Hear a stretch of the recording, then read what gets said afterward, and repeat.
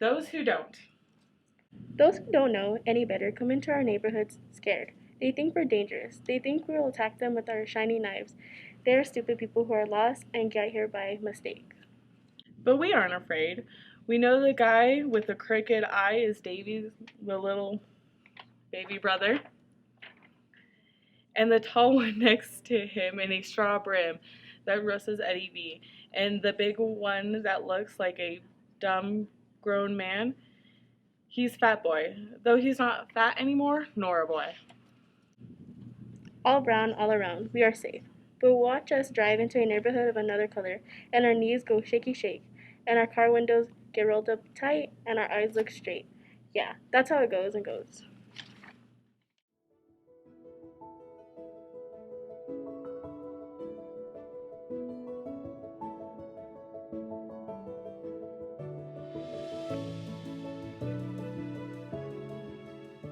Ticklish Tom. Did you hear about Ticklish Tom? He got tickled by his mom. Wiggled and giggled and fell on the floor, laughed and rolled right out the door. All the way to school, and then he got tickled by his friends. Laughed till he fell off the stool, laughed and rolled right out of school. Down the stairs and finally stopped till he got tickled by a cop. And all the more that he kept giggling, all the more the folks kept tickling. He shrieked and screamed and rolled around, laughed his way right out of town. Through the country, down the road, he got tickled by a toad. Past the mountains, across the plain, tickled by the falling rain. Tickled by the soft brown grass, tickled by the clouds that passed. Giggling, rolling on his back, he rolled on the railroad track. Rumble, rumble, whistle, roar, Tom ain't ticklish anymore.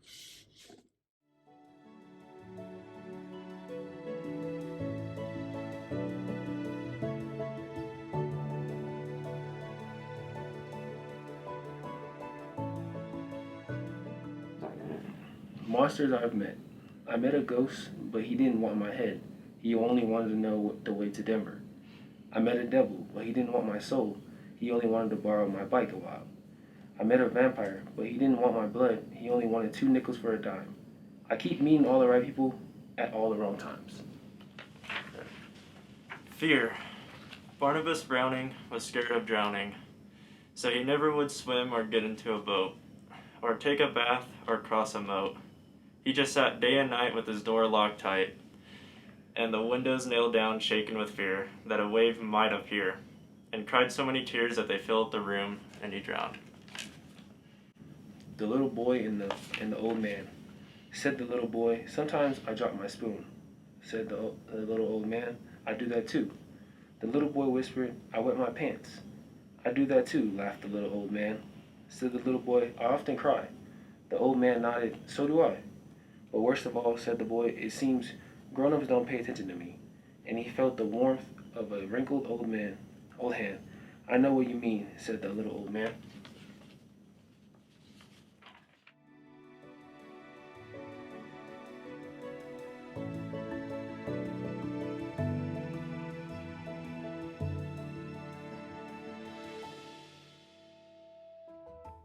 Little Abigail and the Beautiful Pony. There was a girl named Abigail who was taking a drive through the country with her parents when she spied a beautiful, sad-eyed gray and white pony. And next to it was a sign that said, for sale, cheap. Oh, said Abigail, may I have that pony? May I please? And her parents said, no, you may not. And Abigail said, but I must have that pony. And her parents said, well, you can't have that pony, but you can have a nice butter pecan ice cream cone when we get home. And Abigail said, I don't want a butter pecan ice cream cone. I want that pony. I must have that pony. And her parents said, be quiet and stop nagging. You're not getting that pony. And Abigail began to cry and said, if I don't get that pony, I'll die. And her parents said, you won't die. No child has ever died yet from not getting a pony. And Abigail felt so bad. And when they got home, she went to bed. She couldn't eat, and she couldn't sleep, and her heart was broken, and she did die, all because of a pony that her parents wouldn't buy.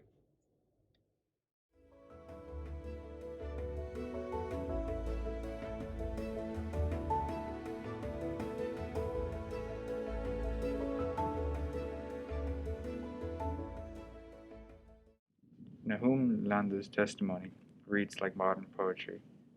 We were in the trees, trying to hide from the sun, and they would yell to me, There's a guy dead over here, and there's a guy dead over here.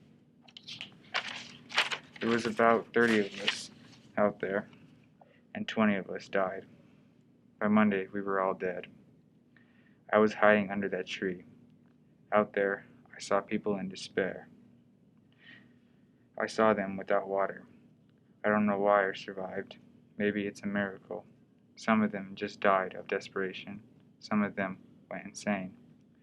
Some of them lost their minds. You could hear them screaming. Some fell all alone. I heard one guy screaming, daring the border patrol to come find him.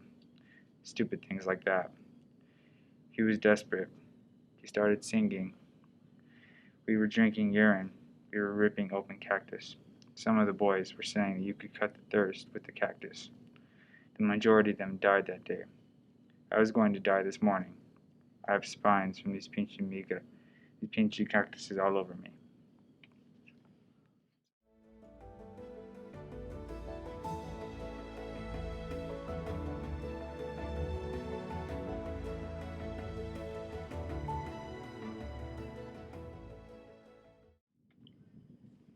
Mendes and Lauro stumbled.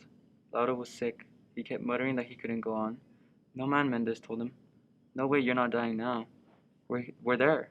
We're there, can't you see? And they were there. In desert terms, they were right on the back porch of salvation. On high points and rises, they could actually see the Mohawk peaks. It was incredible what they'd done. From the valley where they'd left their boyos, they had walked 40 miles. It was a major accomplishment, merit badge stuff, Eagle Scout quality marathon hiking. Considering the condition they were in when they started, it seems almost impossible that they made it so far so fast. I can't, Lauro kept crying. You can. I can't. You can. Mohawk meant freeway, and freeway meant rest area. And rest area meant water and cokes and Mars bars and rides and even the pinche migra. Being arrested by the migra. Oh yes, that seemed like a really good deal right then. You can make it. But Lauro couldn't. He fell down. I'm going to rest. Right here. Right under this little tree. Mendes tried to wake him up, to get him up. Mendes got down on his knees and shook him, slapped him. Lauro only snuffled and moaned as if he were dreaming some sweet dreams. Mendes took the money from his pockets, what money Lauro had. Then he tried to get up. Was astonished to find that he couldn't stand. He pushed on the ground, but his legs gave up on him. How about that? Those damn legs. He grabbed bushes and tugged and rose a few inches and fell over. The twigs ripped across his palms. Ouch! He got on his knees. That hurts. Okay, alright. Alright, fine, I can do this. The freeway's right over there. No problem. He started to crawl. He went on all fours and sometimes he went on his knees like a religious penitent. The world of sin and grace spun in flaming disc around his head. He fell. He rose. He lay. He crawled. He tried to rise. He sat down. He thought it would be a really, really good idea if he just lay down over here under this little bush for a minute and cooled his thoughts. He slumped and he fell sideways. Just a minute. The coma came up from the ground and covered him. Celia? I'll get up in just a minute. Sleep.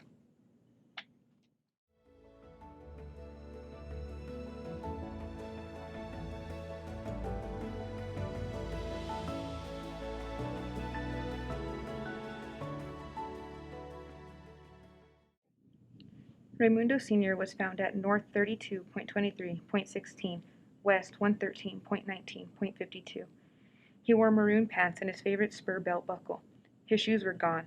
Oddly, he only wore one sock. It was black. His son, young Raimundo, was picked up at North 32.23.19, West 113.19.56. The Cutters wouldn't know until Nahum told them they were father and son. The helicopters, their engines waft the air. They looked like dragonflies. Mario Castillo Fernandez wore blue jeans. His belt buckle had a rooster inlaid in the silver. North 32.23.16, West 113.19.54, deceased. Far back, far east from all the action, Edgar Adrian Martinez lay still alive, still breathing. It was incredible that he'd lasted that long. He'd been lying in the heat for days. The rescuers did what they could for him, but he was in bad shape. They called in the coordinates on him and waited for the dust-off to get there. He never responded to questions. They tried to pour water between his split lips. It must have been his 16-year-old body that kept him alive. Finally, the helicopter came over the peaks. It hove into view and circled. Edgar opened his eyes. They were dull. Maybe he saw, maybe he didn't. The big beast hovered over them, kicking up dust. It started to descend. Edgar raised his head. He opened his mouth, but the motors were too loud for anyone to hear anything. He raised his hands as the machine landed. He put his head down. He died.